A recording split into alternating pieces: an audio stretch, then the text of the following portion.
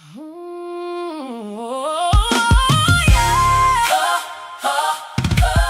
This is for every generation. We're breaking cycles together. We are powerful, we are strong, breaking every chain that's held us for so long. We won't forget what we've been through, it's true, but we won't let yesterday define what we do. No more carrying burdens we were never meant to hold. God is writing a new story and we're walking brave and bold. This is generational healing, mind, body, and soul revealing. This is generational healing. We put God in charge so we can live large. Breaking every chain, we're finally free. Walking in His purpose and His victory. This is generational healing. Generational healing. Trying to do it all alone, not knowing who we could really trust. Now we're letting go. And we are back again. Hey. Thank you so much for joining us again to the Generational Healing Podcast. I, as you know, am Talia Chambers, aka Capri. And I'm her mama. I'm Valerie. All right, so today our topic of discussion, because we're going to get right into this, we are a little delayed. We apologize. We're still trying to get things together on the back end for you guys, but just stick with us because I promise you we're going to get it all the way together. The topic of discussion today that we are talking about is daddy issues. And this is a little bit of a sensitive subject for some. Definitely a little bit of a sensitive subject for myself if I'm speaking on personal experiences. But and we are well aware that there are mommy issues too for individuals. But today's topic, just so that we can stay on task and on subject, is going to be daddy issues. And we've kind of, just thought about some things that pertain to it and connect us to it and our habits and our behaviors throughout life. So that's what we're going to talk about today. All right, so let me first say, was your father in the home? My father, my biological father, sorry, was not in the home. He was in the home for the beginning of my life and stepped out of the home from my memory probably after I was about 5. So after that age, he wasn't a consistent part of my life. My stepfather was probably from the age of 7 up. So yeah, to answer your question. Yeah, I think Bub and I got separated when you were probably about, wow, you were young. We had just came back from Georgia, so yeah, you were probably about 4 or 5. Yeah, I don't know who Bubba is, but that's my biological father. His name is Ruben. I call him Bub. But that's what she calls him. But you can. So let's talk about your dad. I'll tell you about mine. You tell me about yours. So you had two fathers, Yep. Reuben and Mark. Yep. Um, Tell me what your relationship was like with both of them. So, um, transparently and honestly, the beginning, as far as where my memory lies, my biological father was present again, like I said, in my earlier ages. I remember going to certain parks with him, certain events with him, um, playing with him at the parks and going to like certain walks. I was always wanting to be outside, out and about, and anytime he went somewhere from my memory, I wanted to go. So we kind of were connected from my memory at that age. Unfortunately, once I turned, I'm not going to say as soon as I turned 5, because honestly, I don't remember the exact time frame. I'm sure she could probably tell me, but after 5 years old, from my memory, he wasn't present, he wasn't active.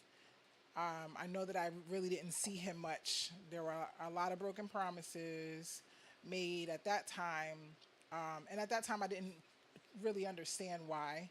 I I didn't have parents who showed me everything that they did to the point where I remember everything that they were doing.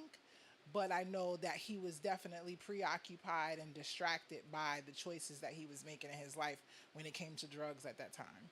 And when that happened, my mother was dating, and Well, let me then before we start with Mark, let me say this uh on Ruben's behalf. and Mark is my stepfather because I know Um, y'all don't know these people. yeah, on Ruben's behalf, he was an excellent father to you and Kia. Hmm. Um, you and Kia are 5 years apart, and so Kia probably got more of him. He was the dad that um, was always there to take you outside in the park. He was the dad that the other parents sent the kids with. He was the dad that was loving. He was the dad that was um, supportive. He was all of those things for a very long time. Now, he did struggle with drug addiction, and the result of that drug addiction was that we separated. But even when we separated, there was a time in my life that was plagued with drugs. He and I had left Georgia where we were living at, came back to Jersey to my family. He came back to Jersey, and even in the midst of his addiction, took care of you and your sister because y'all were at my family's house, right? Hmm.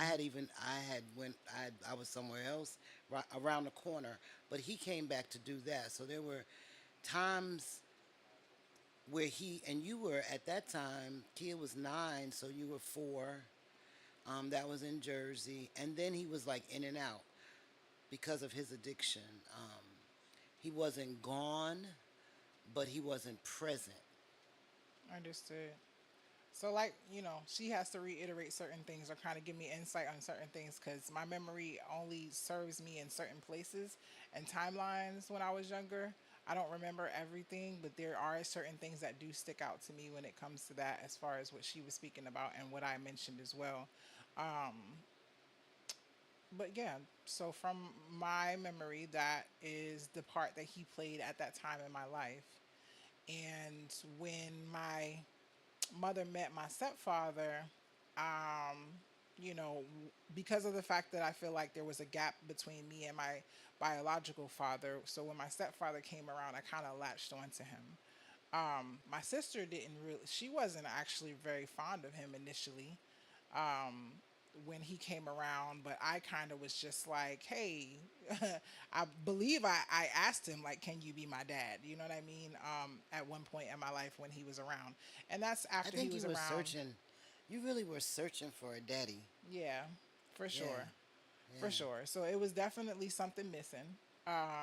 And although I didn't 100% understand the what or the why behind it at the time, obviously I understand now, but I latched on to him and um, definitely wanted to just be around him and in his space. And he was a chef. So, when he was in the kitchen, I was always trying to be in the kitchen, making what he's making or seeing what he's doing or having him show me certain things. And, um, you know, he definitely showed me a different side. But I seen a lot of angles from both of them. But that was a good experience at that time in my life. And there were some things that weren't so good within that time of my life as well when my stepfather was around. I know for a fact that I was still, I guess, wanting that relationship back with my biological father as well. And I do find that there were certain times from my memory that I was kind of comparing the two, just from my point of understanding because I was still a child, you know what I mean? So I didn't 100% understand what was going on, but I knew that I felt that I was missing something. You know what I Mm, mean? yeah. So, my dad was Johnny. He was this big, larger than life dude to me. He was like 6'2", three something of dude man, right? And everybody in the family talked about him. You know, he was like a legend because he was like tough and he fought and everybody was afraid of him. And so I kind of looked at him as this hero, his this heroic person. He Yeah. used to drive trucks, and he would come home on his stops. Now he didn't live in my household, but he would come and visit me, and he would pick me up and put me on top of the refrigerator. And I felt like if anybody ever messed with me, he would be there. The other side of him is that my father was an alcoholic, like alcoholic, stone cold alcoholic. And the reason why him and my mom were not together is because he was a woman, he was abusive. He used to beat up the women in his life. Now, I never saw that. That's not true. I did see that with my stepmother. But for me, he was just this hero type dude. But what I do realize and remember is that my father would disappear and we would have to find him. Like my mom would call my aunt, you seen Johnny? Valerie wants to see him.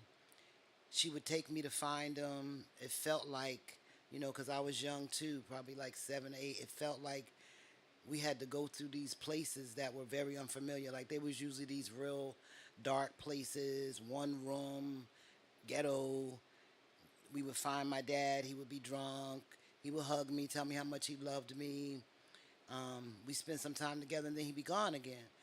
And I remember that was like a continuous thing. I remember one time we were in this department store. He was telling me how get whatever you want, get whatever you want.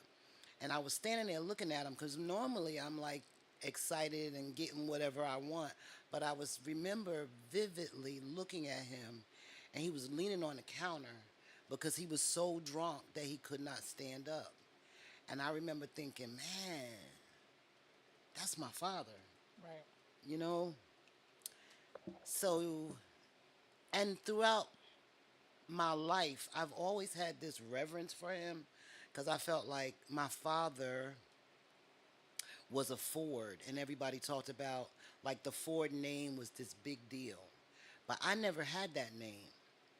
And that used to hurt my feelings because my dad, through a lot of things that happened in his life, like he was in the war, he got dishonorably discharged, went back in under another name. So even on my birth certificate, I never had the honor of carrying the Ford name, but I watched other people have it that Right. really were not Fords. Like my father's wife's children got the name Ford, and I resented that. My, my stepbrothers and sisters utilized the name Ford, and I resented that. I resented the fact that my mother and father weren't married because I didn't even know that they were not married until I was like a teenager. Yeah. So there were a lot of things. I had this undercover resentment towards him, but he was still my hero. Yeah, it was. Yeah. Tell me what you remember most about either Ruben or Mark. Like, what is something about them, maybe a characteristic that sticks with you about them?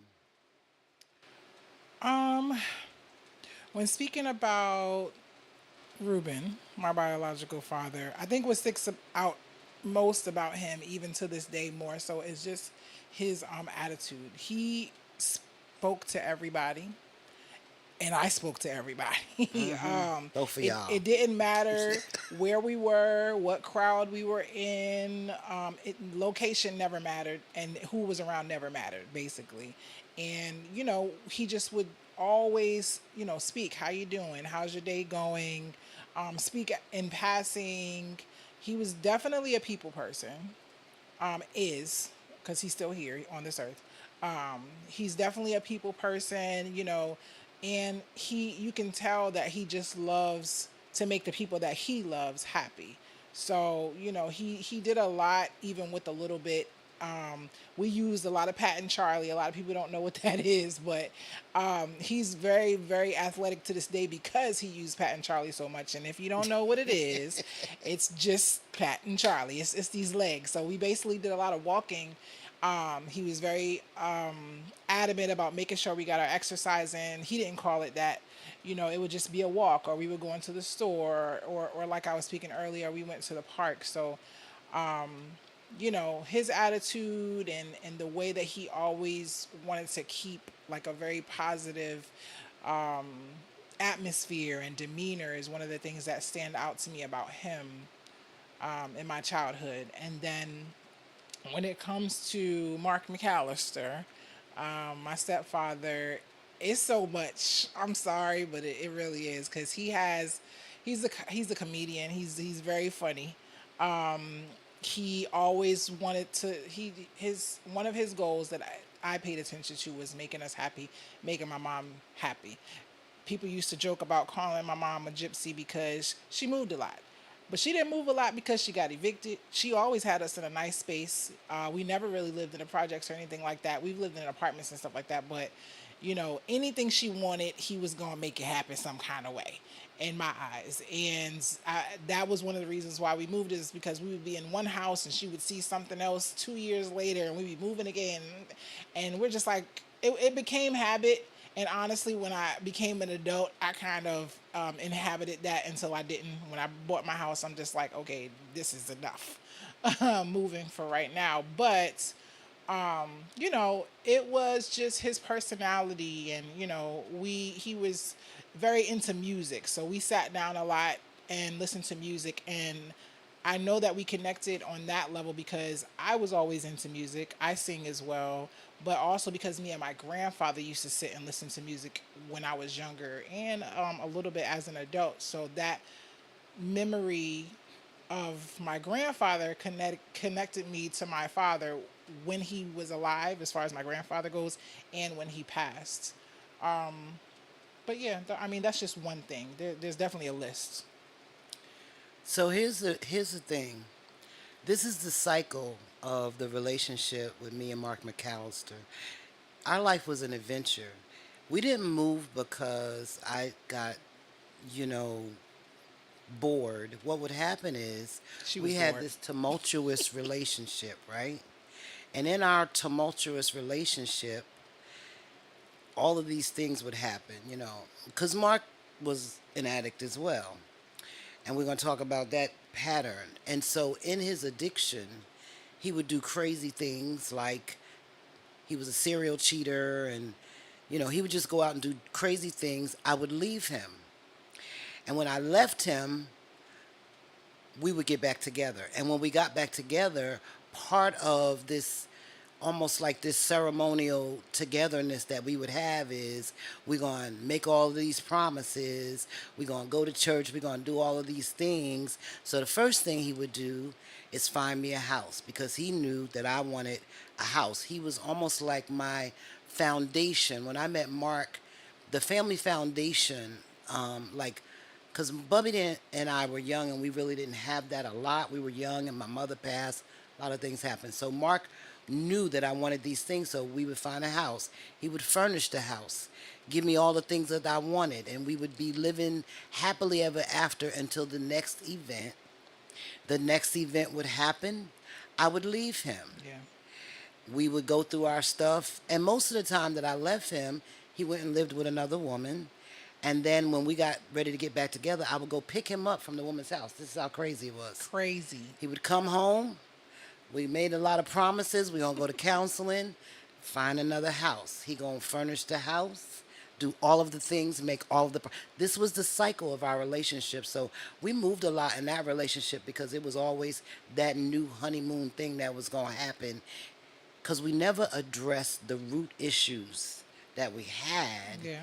We were very codependent upon each other. There were some positive things about our life and about our love and about our relationship, but there was also so many toxic things that we both brought into it that we could never get that steadiness of we really are going to work on changing. We really are going to look at some of the mistakes we made. We really are going to do things differently. It was all of this continuous cycle. It is what your sister, she refers to it as the tornado that was our love. Yeah. That's what it was. Yeah, and unconsciously, some of this, a lot of it, trickled down to me, and I say me because my sister has made it her business, her as long as I can remember, that she wouldn't repeat a lot of the same things that she's seen with our parents, and sometimes it was to her, not to her advantage. But I understand why. And as I get older, I understand why even more why she chose that path. And of course, people choose different things. I'm hard headed, was hard headed, bullheaded, and all of that. So I always did what I wanted to do. And after I fell in the hole, then I was just like, help. But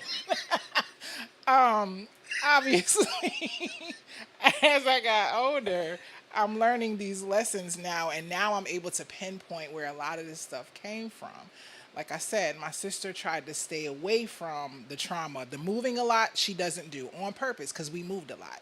The in and out of relationships, she's never done, and because she's seen a lot of in and out of relationships with my mother and who she chose to be with, or whether it was back and forth between her and my stepfather.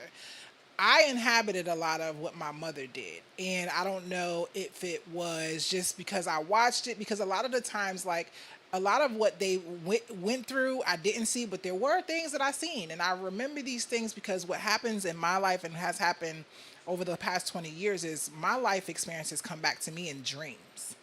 And I'll talk about him. My mother will be like, yeah, that happened. I'll be like, what?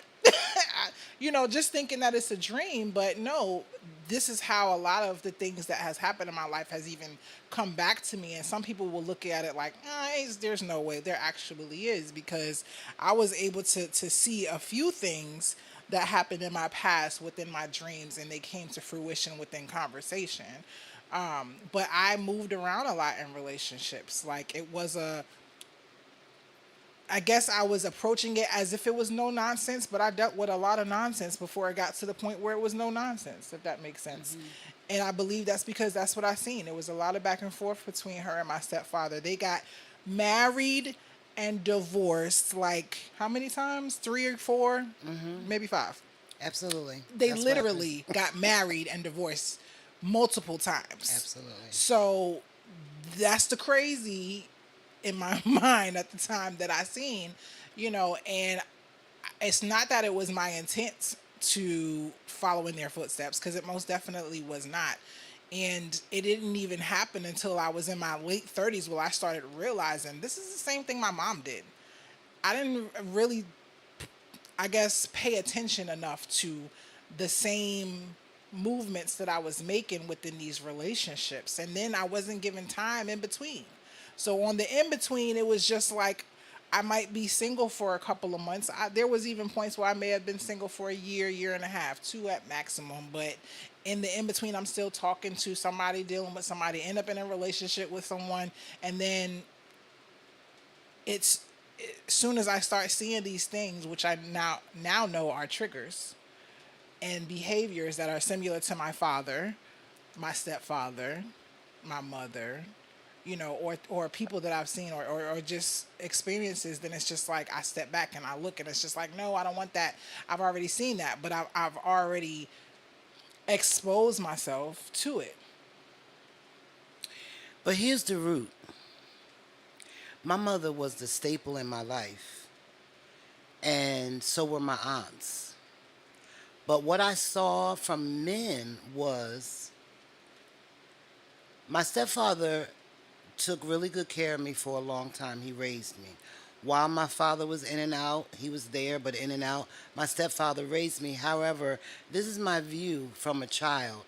I'm watching my mother and my stepfather fight. They would fight. He would beat her up, right? My aunts always came to live with us. They were strong women.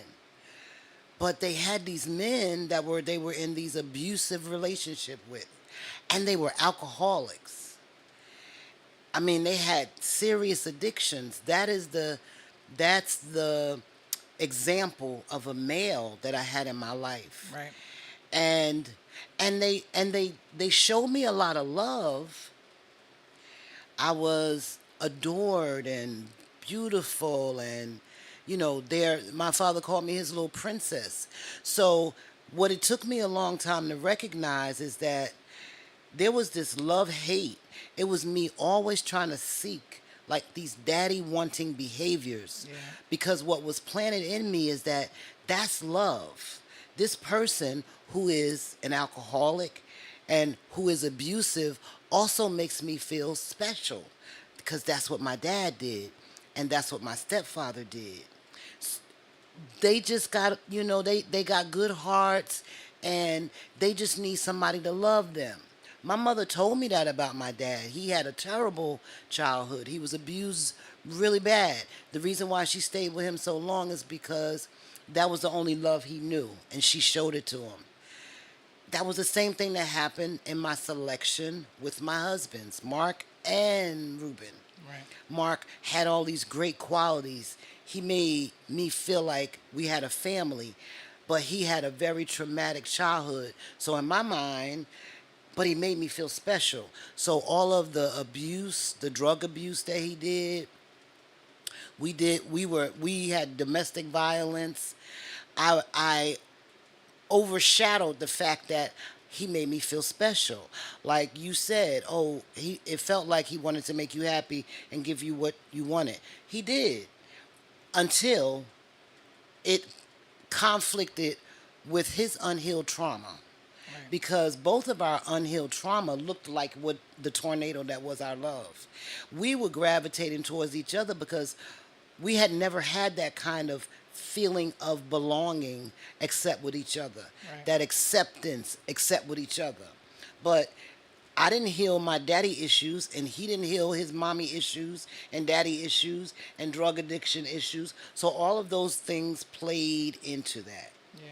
And that's why it played out for me with my mom, and then I deposited that into my relationship, and it played out for y'all. Because when we are in relationship, oftentimes, I don't know about men, I only know about women. The only thing that we're trying to satisfy is that hole that we have. And that's why I always say to y'all, be careful who you have children by. I've Right. always said that to you. Because I know. I did that. Because everything that you have, all of your unhealed trauma, all of their unhealed trauma plays out into your children. It doesn't matter what you say to them, it matters what you show them. Right. And I knew that I wasn't showing y'all this is what it's supposed to look like. I really believed that because Mark loved you so much, he was a great father, he just wasn't a good husband, right? And I always say that, but then maybe he wasn't a great father because the way you treat the mother of your children is part of you being a good father. Right. And I never looked at that part. I just wanted it to look like family. And so he looks like family. So I wasn't thinking about the other things that he was contributing to y'all. Because you're right. Your sisters, both of y'all took the opposite things, but it still ended up the same way. Your sister stayed too long in a marriage that she shouldn't have stayed in, Right. took more than she should have taken Right. because she was afraid to fail at marriage, Right. right? You were like, well, I ain't gonna let that happen to me, so I'm da da da da. But it's all part of the play. You know what I'm saying? Yeah.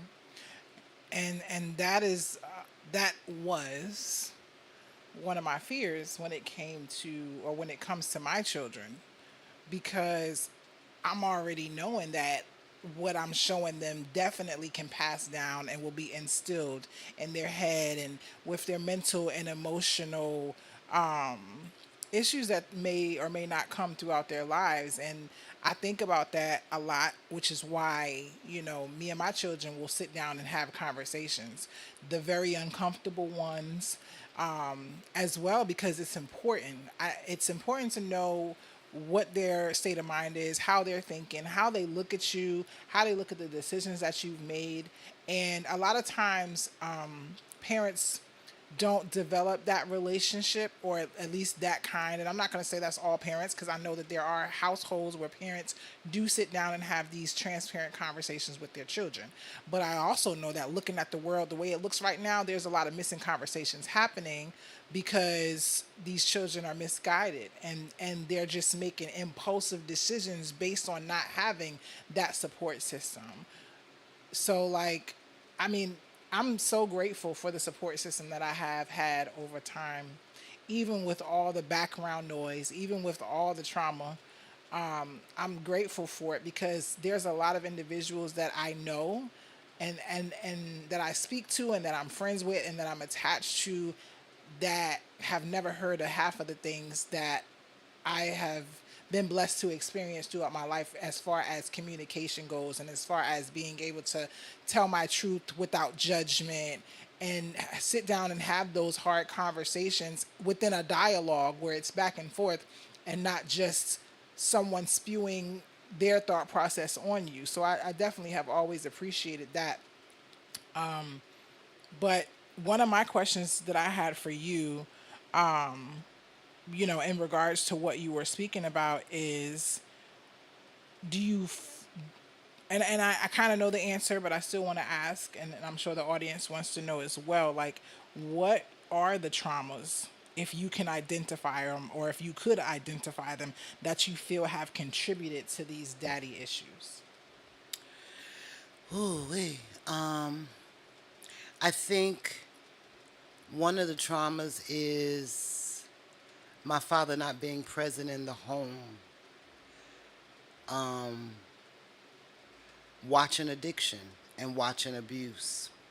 Because I selected men, like I think this is crazy to me, but all of the relationships that I have been in have had some type of addiction, drugs or alcohol. And it took me a long time to recognize, hey, there's a pattern happening here. Yeah. Like, but I was one of these women that had the toolkit. I would see the good and say, well, yeah, but they got this good. Yeah, but they make me feel this way. Yeah, but they have that, making the excuses. I heard somebody say that I was one of those potential women, seeing all of the potential, but we only see the positive potential of what could happen. Oh, they could be better. We don't see what ends up being the negative potential, or they could hurt you, or they could let addiction take over your family, or that addiction could lead to broken homes and lies and all of the things. So that was definitely one of the traumas. Yeah. And the other trauma was wanting to be successful in marriage, because with your father, everybody expected us to get married. We were childhood sweethearts. We met when we were 11 and 13. You know, my mom was dying of cancer, and one of the things that was her heart's desire was to give me this big, beautiful wedding. And everybody just knew it would be me and Bub, right? Me and Ruben. And that's what she did. We had this wonderful wedding. It was everything I had already ever dreamed of. It was everything she had ever dreamed of. But we were really, I was 19, 21. He was like 23. We really didn't know what the hell we was doing. Yeah. We didn't have an example of what healthy marriages, neither him nor I, was supposed to look like. Right. You know, they just said, okay, get married, raise your family. A year after I got married, I was pregnant with you. Nobody told me about therapy, counseling. We were just supposed to figure it out. Because we were so young, the first 2 years of our marriage, we just partied. Just had people open party. Hey, we grown now and we married. We didn't know what the hell we was doing. Right. And then you came along and we had to figure it out. But he had unhealed trauma. That's why, yes, he dealt with addiction, but to be fair to him, he had so much trauma, and nobody told him how to fix that trauma. Nobody told him that, you're going to meet the person you love, because he's always loved me. He thought, marry her. That's going to fix everything. No, you don't live happily ever after if you don't deal with the root stuff. Right. And so now he has to be responsible for a wife and a child. He has no idea how to do that. Two children. Two children, At the time. Now we moved to Georgia, away from his family and his support system. He's already having problems with, his some family members. All of these things is happening. His mom came to visit us one time in Georgia. Then he loses his mom. His mom dies. People don't tell him until after they bury her. Like all of these things. Say that again. His People don't mother tell them what? passed away while we were in Georgia. He didn't find out his mother had passed. We were in Georgia or Jersey, and he didn't find out his mother had passed until after his mother had passed. And he had, there was some unhealed things that he needed to say to her. So in all fairness, like people always get all googly about the wedding. That's what I did. It was a beautiful wedding. Right. But the day after, we were sitting on our honeymoon looking at each other like, okay, now what? Yeah. Because we don't think about those things. We get all caught up in the magic of it. So, and that didn't work for all of those reasons. Then I enter another relationship with Mark, who was also an addict. And I knew it when I walked into it. He still got unhealed trauma. I still got unhealed trauma. Now we're going to try to fix it all up again. So all of those things contributed. Because one of the things that we look at, it feels good. I meet somebody, they look good, it feels good. Everybody, we saying all the right things. Yeah, I do da da da da. Because people paint a real pretty picture. That's one thing my daddy did tell me. Be careful of the picture they paint. Give them about 90 days to 6 months, and the real them will show up. Right. Their representative will have to, at some point, back away. Right. But I ain't listen. I'm looking at potential. But we don't think about this is the person that I'm going to be sharing my life with, potentially have children with, and then we get in a relationship and we're either stuck, we don't know how to get out, we don't know how to say this is not working, we don't want to go to therapy, we don't want to figure out or one person wants to go to therapy, the other person refuses, so what do Right. you do? Now you got the kids are here. Oh, okay, now what we gonna do? I don't want to split my family, thinking that somehow we're doing a service to the children by keeping unhealthy, toxic families together. I learned that wasn't the truth because I swore I was keeping my family together for my kids, and they were like, "Dad, you shouldn't have did it for us." Right. Listen, some of the stories that she told us after the fact, I was like, man, I would have been left. You know what I mean? But you don't really think about those things until after it happens most of the time, or when you're actually in that situation or that circumstance. And when from the outside looking in, it's easy to say what you would or wouldn't do, but the truth is, unless you are dealing with it and experiencing it firsthand yourself, there's no way that you can tell another person what they would or should do, because you don't know until it happens to you. And then it And that plays out love in your thing, life. child, please with the love thing. Yeah, I mean, but this is the thing. Like, I feel like we're in a era, right, where it's not, I ain't gonna say it's impossible, but it's hard to meet or deal with or be with a person that doesn't have some type of trauma attached to it. So I would never say, if you find somebody and whatever, don't deal with them if they got trauma, because somebody got something connected to them. Absolutely. But if you can communicate in the beginning, Ask have the the right conversations, ask the right questions, have the hard conversations, figure out who you're dealing with for real, see what their mannerisms are, see how they are with their family, what happened in the past before you. And those are the things we don't do because we want to be so lovey-dovey and up in somebody's face. And, some people have dreams of building a future and having kids with people and getting married and everything. But what about before you get to that point? Is this somebody that you even like, that you even want to deal with on a regular basis? And don't let them put it on you good. Because Right. everything else, well, you know what? It wasn't that bad. It ain't really that Right. bad. Sex will take a whole lot of things out of the picture that should still be in the picture. Sex will make certain people do things or deal with things just for whatever that pleasure is at that moment. But ultimately, if we have these conversations and are honest and are transparent, and then also talk about, okay, so what are we going to do about these things, right? That you have had issues with or are experiencing, or that we have, because a lot of people are trauma bound. So a lot of people connect based on the things that they've experienced that are similar or the Yeah, same too. And it turns into a big toxic situation because it was never dealt with. absolutely. But another question I had for you, and I guess I'll answer it too after the fact, but I like you asking me questions. yeah.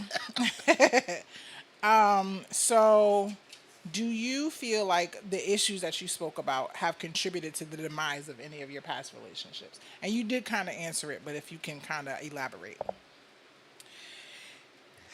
Absolutely. So, especially now because I've been on this healing journey, and because I decided that, you know what, I am going to spend my life, me and God, really looking inside and being on this healing journey, trying to heal the little girl inside of me, and trying to identify what the roots are, the root causes of the trauma, Yeah. so that I can pull them out, address them. That's part of what this is, and look at them. I One of the things that I'm gonna say, because I was a little bit more mature with Mark, or maybe not mature, but older with Mark, I wish that we both would have really understood how to work on ourselves and the marriage. I wish that we were both, because it takes both of us, able to look at the trauma, find help to heal the trauma, so that we could have had a marriage. Because we have friends that I look at that were friends when we first met. Like we have friends, Archie Erling, that have been together for like 30, 40, 50 years. And we had a circle of friends that we used to hang around. And I look back at those people, they're still together. Mark and I are not, but they're still together because I don't know. I can't, my friend Didi says there's a lot of reasons, but some people have decided I'm going to stick it out no matter what. Some of them have changed and evolved in it, Yeah. voluntarily and involuntarily. And some of them have just made a choice that this is who I'm going to love forever, and we're going to weather it out. And I guess part of the trauma, I feel like sometimes I feel like, dang, I wish I would have made a marriage work, right?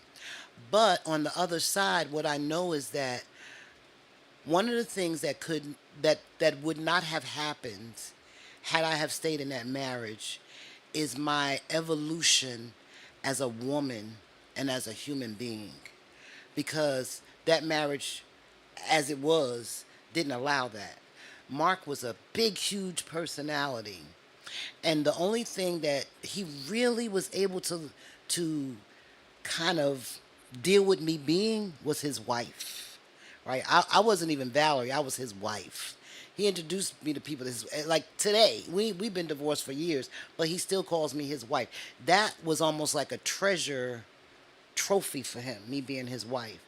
So all of the things that I've done in my work to grow, and even my professional career, like films and movies, and the growth that I've had inside, that would not have happened in that relationship. So when I think about it, I would not have traded what God has done inside of me and that growth and that woman that I have become for the marriage that it was.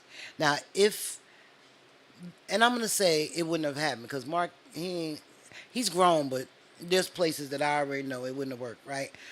But I wish it could have. I do wish it could have. Yeah. Absolutely. And I think that that honesty, that part where you're honest and transparent about those things is a part of the healing process, because, some people will take it to their grave in the public eye. You know what I mean? And say, I'm glad it's over. I'll never go back, blah blah blah blah. I'm glad it didn't work I've heard that from a lot of people, and it's a very adult, mature thing to even say that I wish it would have worked, because at least you know, or at least from the outside looking in, a person can tell that that's something that was a want and a desire for you. It just didn't happen that way, right? So, and thank you for answering that question too. What I know is that I know for a fact that these traumas that I was connected to was the demise of a lot of the relationships that I've experienced, and I know that because the similarities were crazy. And unfortunately, even though I never tried to compare within a lot of these relationships, there was just prevalent comparison. And another reason Do you why feel like you married or was in a relationship with your father? I feel like I was in a relationship with my father with a few of them. It was very similar, you know. And I had a lot of relationships, as a lot of people know. I've been proposed to 5 times. So, and I'm not wearing that like a badge of honor. I honestly am not. I just feel like that's just a part of my story. But I've definitely been engaged a good number of times. I've only been married once. I'm still married now to this day, technically. But I know that I seen too much of my dad in these experiences and these relationships. And it was a scary place to be at times because of the fact that I felt like I was looking at my father's. And I say that plurally because I had two, you know what I'm saying, that was in my life. And unfortunately, it wasn't the parts that were what you want to kind of talk about on a regular basis, but it was those characteristics when it came to drug addiction. It was those characteristics when it came to verbal or physical abuse in a couple of them. It was those characteristics when it came to alcoholism. It was those characteristics when it came to verbal abuse. When it came to, you know, it's a list of things that I can say, but I know that it was a part of the demise. But taking accountability in my part is the things that I've accepted. Take accountability on my part on the why behind these relationships is not really standing on whatever my morals and standards were either. I definitely played a part in some of the reasons why some of those relationships trickled into what they trickled into as well. So we always have to be accountable for ourselves, because truthfully speaking, we can't really speak from the lens of another person unless we're in their mind, in their head, and we're not psychic, so we don't have that ability. So we can't assume that an individual or a person is just supposed to be on the same wavelength, state of mind, or anything as yourself. You can only do what you can do. And I've been teaching myself how to just speak on my part in things and the accountability that I need to take in things, because it's not up to me to judge. I'm not the jury on that other person's life. They have to deal with that, and they are going to have to get the help that they need when it comes to whatever things or trauma bonds that they have that have them reenacting it in their lives. And I know that I've reenacted, sorry, a lot of what I've seen because it was the norm. Yeah. I know I definitely married my dad twice. Because they were very similar. I know my father was close to both of my husbands. That was their surrogate dad. You know, when Ruben's father died, my dad was very close. Mark's father died when he was very very young. He didn't even know him. So my dad really was it. They used to hang out tough together, go places, hang out. One of the times that me and Mark separated, he turned my dad against me, locked me out my house while my daddy was in there. But today, what I recognize is this, right? You don't know this, but when my father died, we had a long conversation about a lot of things. My father, when as he was dealing with cancer, I was like his caretaker, his power of attorney. We had an opportunity to have a lot of conversations. I had written this autobiography. I never published it because a lot of the trauma that I experienced was in it, and my father was in it. And so I was afraid to publish it. But before he died, I shared it with him, like, Daddy, this is what I wrote, blah, blah. He said, read it to me. So I read it to him, and he was like, I think you should publish it because that's your truth. That's what you experienced that. I'm sorry, I didn't know how to be a dad. I loved you. And I knew my father loved me. He said, but that happened. I was abusive to women. While I didn't, like I said, see him abuse my mother, I seen him abuse my stepmother a lot. He was like, I don't know how to change that, but you have to stand in your truth. Yeah. So a couple, probably, I don't know, maybe about 4 or 5 years ago, I had this almost ceremonial thing with just me and God, where I divorced my father. Like, that might sound crazy, but as I more and more recognized that the men I were choosing was his replacement in my life, in my mind and emotion, I divorced my dad. That was a really hard thing to do because I loved him so much. I loved my dad so much.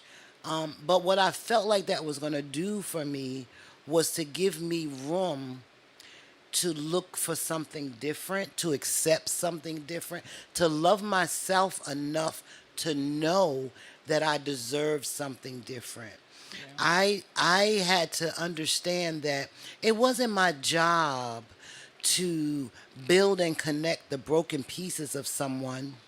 Absolutely, it's my job to love them, but I couldn't restore what I did not break. Right. I had to restore what was broken in me. And I'm 63. It took me 59 years to figure that out. Because I've always been looking, whether it be in my relationship with men or my relationships with my family or friends, part of me is drawn to restore what feels broken. I did a why, we do these why exercises with one of my colleagues, and that really was my why statement, that I am wired to restore what appears broken. And that was just like such an aha moment for me. It just explains so much about who I am. But I also have control over what that restoration looks like, right? I have control who I give it to. So now, if I'm not a priority, I'm nothing. I'm never going to be anybody's option again because I was people's options for so long. So in relationships, like, yo, here it is. You don't want it? Okay, because I'm not going to be no option, right? In everything, like, I see the beauty in people, but it's not my job to build them. And there's remnants still there. Yeah. They're not gone, but at least I recognize that now. Yeah. Absolutely. And just to give everybody some insight, and we're getting down to time. We got like 10 minutes left, but just to give everyone some insight, because I know we're not your regular normal podcast, right? Most of the time when you're watching podcasts, there's subject matters, and we have those too, but you don't never hear too many people specifically talking about themselves and their experiences. And I want you guys to understand that this is a part of a healing journey that we chose for ourselves. And we chose to put it on a platform such as YouTube, Facebook, not to say that everybody needs to know our business, but this is a part of the therapy that is going to help us be able to grow from these experiences, from the trauma, from the daddy issues that we talked about today, from choices like we were talking about on the last show. So understand that there's definitely a method to our madness. And there's a reason for it, because honestly, I know that I'm sure, are people that have watched and are watching that can resonate and kind of connect to what we're talking about and have been talking about, and it's relatable, and that is the point for us. If it can reach 1, 2 people, that gives them a better look or a better option for their lives, then we've done our job. Where the intent is not, to make a bunch of money and go viral. If it happens, it happens, and thank God for that. But that the intent is not that. The intention is so much deeper, because we recognize that there are just so many things that we have sat on for the majority of our lives that we have not talked about, that we did not get therapy for. We may be in therapy now, but it took a while for us to get there. You know what I'm saying? And so I just wanted to give a little bit of insight so people understood like the direction in which we've been trying to go when it comes to this. Because again, we don't have to sit out here and spew our business, but our business is just that, and it's not going to make or break us at this point in our lives. You know what I'm saying? The experiences have already happened, so it's not like someone is exposing us. This is an expose of ourselves on a personal level, so that we can release some of those things. This is a God journey for me. Yeah. Last year, I started blogging. And initially, I shared my blog with one or two people, usually my family, nobody else. And as the months have rolled around, God has, ushered me to share it with more and more people. It's cleansing for me, but I've watched, I have heard people that I don't even really know that well connect with me and say, "Oh my God, that resonated with me," or "Oh my goodness, Yeah. thanks for sharing that," or "Oh my God, I needed to hear that." Yeah. This is that for me, because this has done that. Even though we stopped and start, this is our third podcast. We made some errors in the podcast world, but the the the the healing and the miraculous things that have happened through two podcasts that people have shared with me, Yeah. to me, it wouldn't even matter if nobody else, liked it, because this is about us. This is my daughter. I have grandchildren. One of the grandchildren were on last week. It's about us talking about things, because it's giving people permission to have these conversations in their family. Right. It's giving people permission to look at us. You don't you know I'm on Facebook. People know me. They think, oh, I guess some people think, oh, your life looks so great. Hey, I'm a human being, right? I've gone through da da da da da. For me, at my where I'm in my life, like, I don't look at it as, oh, you shouldn't. I know people feel like, oh, you shouldn't share your business, but here's me. Whatever I can't hide from God, I don't care what you think. I know who I am. I'm grateful for what I've been through, because Right. it's through, right? I'm not still there. I've learned some lessons from it. Right. And if I could have a conversation that somebody else can recognize and pick up that same lesson, or even get to a point that where they say, you know what, that's something to think about. Yeah. Let me go look at that. Oh, what's going on in my family? Let me try to see what I can do about that. You know what? Ding, ding, ding. The road, I might want to change that. Then it's worth it for me. Yeah, yeah, absolutely worth it. And again, I'm most definitely grateful to even be sitting here with you having these conversations and being able to lay everything out on the table and be transparent and be honest. Because that's so needed. We live in such a disconnected, distracted world right now. And people lie. Lie. We ain't even gonna get into that right now, because there's some lies that I've heard. But the truth needs to happen. It definitely will.